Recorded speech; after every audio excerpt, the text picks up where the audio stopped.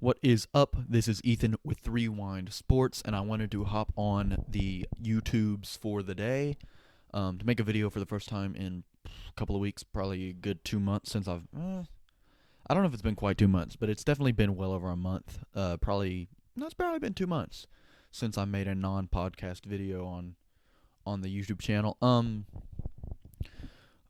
It's a new year, so before we really get started on this particular video, I want to lay out some things before we get started.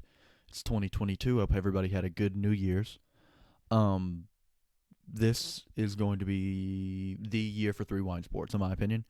Three Wine started in 2020, but I mean, I say it started in 2021 because it started in December of 2020. So pretty much 2021 is when Three Wine got started, and first year was successful. I like to think it was a successful first year. I laid out the groundwork pretty well. I like to think. Made sure everything got started, everything continued going. Staying consistent is important.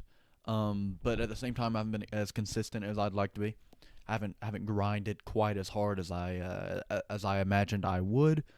Um, and it's occurred to me that if I want this to go anywhere, this year will have to be a big year. Not groundbreaking, but I'd like to build a sizable following, start to build a brand. And to do that, I think it's just consistency, putting out content that I'm proud of, and consistency. Really, consistency, I think, is the main key. And I think that's something that I can accomplish, and the other people that work on Three Wind, I think, are willing to accomplish that as well. So I'm excited. And so that means I will be posting on here more regular YouTube videos, as well as trying my best to have a podcast out every week. And that means Three Wine podcast out every week. And I want to do more Ethan Alexander shows. I tried that for a couple weeks, and I didn't dislike it. I enjoyed it, and it wasn't something I was expecting to get a lot of a lot of fanfare for. I just enjoy talking about sports. With all that being said, make sure you like and subscribe to follow along on that journey, if you will, and to help us out over here. Because the more support we get, and I get on these videos, on the podcasts, on our posts, on our blog, on anything like that, on the TikTok, everything helps us be motivated to be more consistent on everything. So with that being said, today's video, as you have seen from the title, is talking about the Utah Jazz, which I have right there and right there. I'm a Jazz fan, so I like to think I have a decent amount of expertise on the topic. A topic that is beginning to get under my skin. As you probably know, if you follow the NBA, the Jazz had the first overall record in the league last year. They choked in the playoffs, but I like to think that was mainly an injury thing. Mike Conley was out, and Donovan Mitchell was clearly hobbled. So I don't put a lot of weight on that. But now I'm getting to the point this season where I'm starting to be like, this is it. This is the season where we got to do something. We got to at least make the conference finals because the timeline isn't adding up, right? Our team is very old, and then our star player is young. And I think for the best way to keep him around is to win. And once this group gets too old to do so, I think it begins to get concerning. So this year for me is the year, right? This is the year we need to do something. We need to at least get to the conference finals. It'd be wonderful if we got to the finals. It'd be amazing if we won the championship, obviously. But at least a conference finals appearance is my lowest expectation for this team this year. If we want to accomplish anything as an organization, we need to get to the conference finals this year in the playoffs, and that does hinder on the staying uninjured, staying healthy. But if we go into the playoffs healthy and we stay healthy through the playoffs, or at least the majority and the important pieces stay healthy, then I expect a conference finals appearance and no less. Which leads me to the point of this video, and that I'm concerned. I'm concerned that the Utah Jazz are relying on Rudy Gobert way too much. Way too much. Rudy Gobert is an All NBA player this year. He is, in my opinion, an All-Star starter, an MVP candidate. I don't expect him to win it, but he's been an MVP candidate and the Defensive Player of the Year. Um, I mean, it's been an overall. Geez, my hat is not wanting to stay, and it's difficult to adjust it in this camera because it's backwards. Not the hat, the camera. Jesus. Here, there we go. But we're putting a lot of pressure. We're putting a lot of pressure on Rudy Gobert, and we saw that tonight. So Rudy Gobert did not play tonight against the Indiana Pacers, and if you haven't looked at the stats, because obviously I don't expect everybody to have watched the game, and my hair is absolutely destroying this hat. Was the hat even the move? My hair looks atrocious, but I don't know if the hat was the move. And it's hard to adjust because the camera's backwards, but when I pull it up like that, my hair looks like garbage. You know what? We rock with it. We rock with it, and if it looks bad, it looks stupid.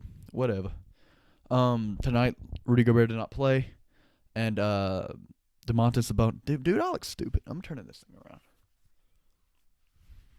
I look just as stupid like this too, but it doesn't matter. Tonight, Rudy Gobert did not play, which led Domantas Sabonis to having 42 points. 42 points, career high for Domantas Sabonis. Domantas Sabonis is an all-star, and I think he's an all-star this year. I've seen a lot of people not have him as an all-star. I think that's ridiculous. I think he's a bona fide all-star at this point, and probably should be making the all-star team every year.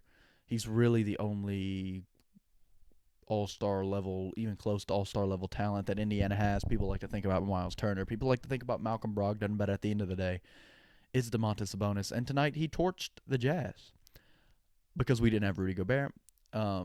He did make a fair amount of threes, but the majority of his points, the majority of his impact came on rolling to the rim and getting easy layups. Lance Stevenson was a wonderful passer tonight and a role partner for Sabonis, and Sabonis got a lot of easy looks.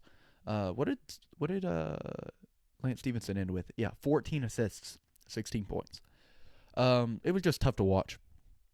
Rudy Gobert in that situation, that doesn't happen. He's the best rim protector in the league, and when you go up against these guys that are elite rim runners, and elite post players, they just don't have those games against Rudy Gobert. It just doesn't happen. And perimeter players that are great cutters, great pick and roll partners, everything like that, they just struggle. Rudy Gobert is a major hindrance on teams like this, which leads me to the major point, and that's Jazz obviously struggled tonight because of it. Because we don't have anybody but Rudy Gobert who can play rim protection defense, which is, to this day, whether you like it or not, the most impactful form of defense, protecting the rim, because the easiest shots come at the rim. So you want to stop as many of those as you can, and make your opponent take harder shots. Rudy Gobert has found the best. He's the best in the league at stopping the easy shots. Therefore, he's the best defender in the league. And without him, the Jazz look rough. Hassan Whiteside he's a fine backup center. For the minutes he's given on a regular basis, he's fine, and he's been good this year. And I don't have any gripes with Whiteside. What I do have gripes with is our other defenders. So, Donovan Mitchell is an okay defender. Mike Conley, okay defender. Bogdanovich, okay defender. And we've seen flashes of pretty good defense from all of them. You don't expect defense from Jordan Clarkson. And the one name that stands out among all of them is Royce O'Neal. I don't like hating on players for my team.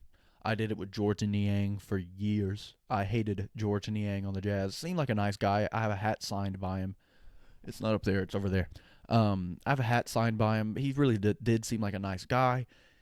He just wasn't that for the Jazz. Royce O'Neal is starting to turn into that character, right? So the reason Royce O'Neal is in the NBA is for defense. He is supposed to be a guy who you can put on an opposing team's best player. He's supposed to lock him up, play great defense on him. And he's a power forward, small forward, but he's big enough to play the power forward position. So tonight, and again, you don't rely on him for any offense. He had 8 points tonight, which is a good night for him. He can play the power forward position, which would in theory mean he is on occasion being able to be matched up against Domantas Sabonis. So if Miles Turner's out there, Whiteside's on Miles Turner. Whiteside's a pretty good rim protector, especially for a backup center. And so you would assume Royce O'Neal is spending time on Sabonis. Sabonis ends up with 42 points. I get Royce O'Neal is probably a better perimeter defender. He's built for perimeter defense, but Domantas Sabonis isn't the biggest hulking guy, and he just dominated tonight. We got Daniel House, who scored no points, just didn't have a good game, and Norville Pell, I think that's how you say his name. Sorry if I mispronounced it. He just got here. I've seen him before, but I never really tried to pronounce his name. I saw him with some possessions against Sabonis and Turner. Nothing. I mean, not enough sample size for me really to make a major point about it. The Jazz are simply lost defensively without Rudy Gobert. It's just they're just not in a place where they can play a team that has even a decent big man, power forward or center, um, or a guard who slashes to the rim better than the average guard. If the Jazz play one of those teams without Rudy Gobert, they're in trouble. And you hope that he's there when you need him, but just in case he's not, we're in trouble. What do the Jazz need to do? So the Jazz need to, in theory, I think the best option is to trade for a 3 and D, seriously good 3 and D 4. Because Bogdanovich can play your 3, and you can have a 4. Guys on the market. Jeremy Grant, I think would be an amazing look. Who do you give for Jeremy Grant? I don't really know. I don't really know who we get for Jeremy Grant. Royce O'Neal, Joe Ingles, and House. Did they take that?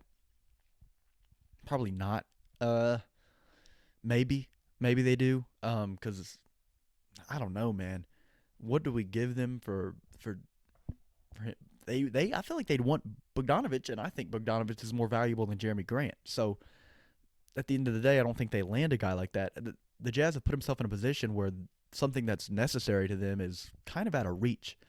Um, so at the point we're standing at, the Jazz are looking at the rest of the season like this. They're in trouble if Rudy Gobert isn't on the floor, because the defense when Rudy Gobert is not on the floor is pretty abysmal. So if Rudy's out there, probably fine. You're probably fine if everybody's healthy and Rudy's out there. If Rudy's not out there, you're screwed. And we really don't have anybody to fill those shoes. Whiteside's okay sometimes. Rudy Gay is okay sometimes. Royce O'Neal's disappointing most of the time, but sometimes he's okay. And then we have Pell now, who seems to be a guy who's going to get a few minutes a game and not be horrible. At the end of the day, it's just not looking great. You know, in a lot of situations, the playoffs, I'm a huge Rudy Gobert supporter. I think he plays fine perimeter defense. I don't think all these rumors, all these things that the casual NBA fan thinks about Rudy Gobert, most of them aren't true. However, he is much more likely to be isolated during the playoffs, and one cannot argue that he is better in the paint than he is on the perimeter. And if he's getting dragged out to the perimeter over and over again, he's simply less valuable. That doesn't mean he's a bad perimeter defender. That doesn't mean his perimeter defense is going to cost the Jazz a game or a series. But it does mean that he's going to be less valuable, which in that case you would want people to make up for that in ways. We just don't have those guys. The Jazz just doesn't have those guys. We're depending way too much on Rudy Gobert, and I think it's looking bleak. Luckily, Donovan Mitchell is fantastic, and Bogdanovich has been fantastic lately. Uh, but what are the Jazz going to do? I think they need to get a 3 and D guy, a serious 4. I just a couple days ago was like, what if we landed Sabonis? Well, that's a pretty fantastic team. We would obviously have to give up Bogdanovich, Ingles, Royce, a large bundle. We really don't have any good young talent. I mean, we do, but not guys that I don't think they'd be interested in. But a Sabonis, Gobert, Mitchell, Conley look, that's probably a championship team. Sabonis, I love Sabonis. I know he's not a great defender, but that would be incredible.